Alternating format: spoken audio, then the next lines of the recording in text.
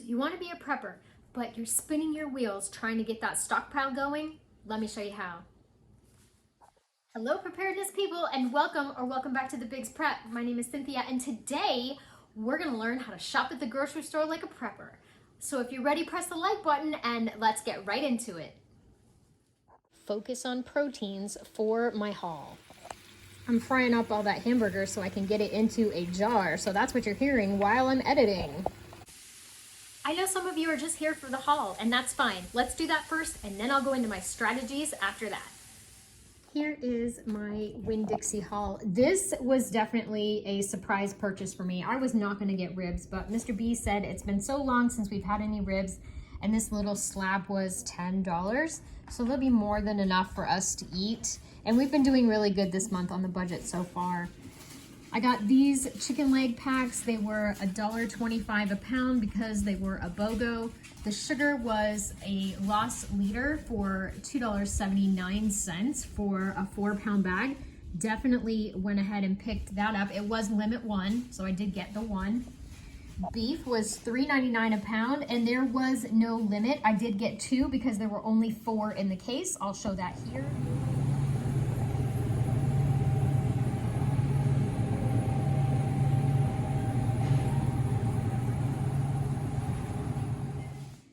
And then, so $15.48 and $15.84. I will be canning this immediately.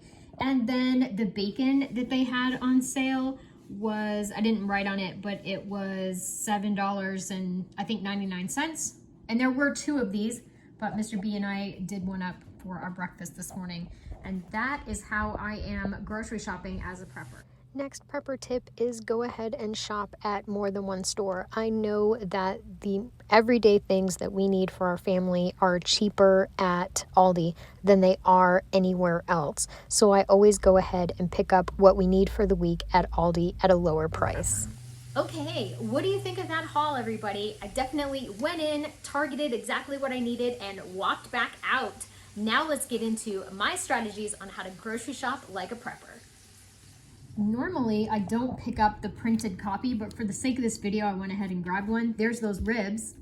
I'm definitely looking at those. I don't really know if I'll actually get them or not. And then this beef, I am, whatever limit they have, it says limit 2. There you go. And then this is a really good buy, $7.99 for 1.5 pounds of bacon. That's a really good buy, and it's thick cut, and these are okay. I don't drink. So then just looking through, you know, any of the BOGOs that might apply to you, you have to really watch because sometimes grocery stores will mark up to mark down. We do like these little sausages, but they are cheaper at Aldi. So the best tip about that whole markup to mark down thing and the prices being cheaper at other stores is to know the prices of things that your family uses. I have what I call the Great Depression grocery list. I've been keeping track of prices since the beginning of 2022 on the basic staples that my family buys all the time. And I know the price per ounce that I'm looking for, and I also know the price per package that I'm looking for. And I'm watching those package sizes because sometimes they're shrinking and there's no notice. And then $1.99 for drumsticks or thighs. But if you turn over into the next, and Winn-Dixie is more expensive than Aldi or Walmart, but what you can get on sale, looking right here, you can get leg quarters for $1.25 a pound, whereas they had the thighs or the drums for $1.99 a pound. So if you're willing to split your thighs and drums, you can save 75 cents a pound. I definitely would take a look at that ground turkey for $3 a pound, maybe, we'll see. And then just looking through, some of the things are not as good of a deal. These steakums, Mr. B loves steakums. Then I would just look down through and see if I needed anything as far as the Prepper Pantry went. I would pick up water if we needed it for the pantry. The check drinks, 3 for $11. Those are a pretty decent price.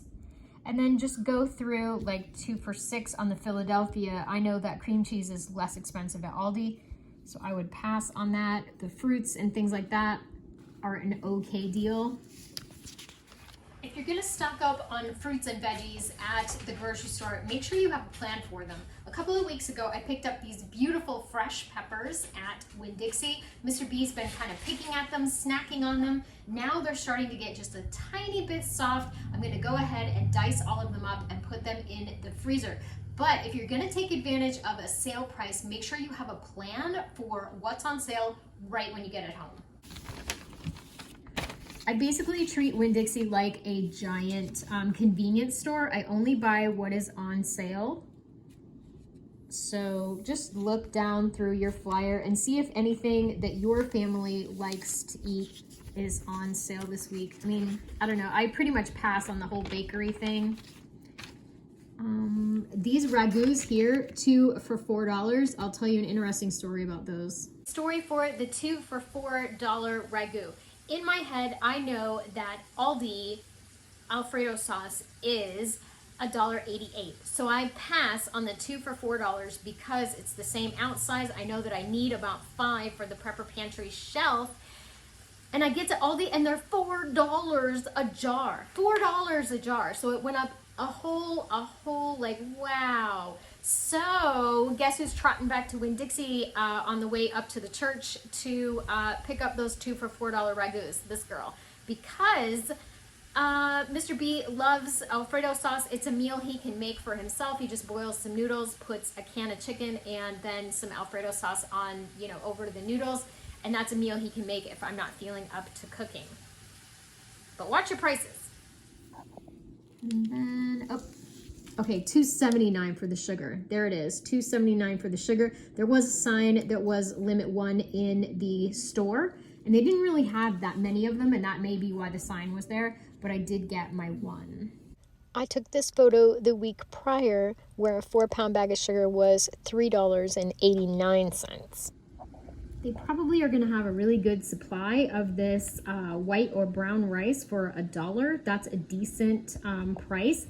They have some canned beans to go along with that for 99 cents. Not the best price. You can get cheaper at Aldi.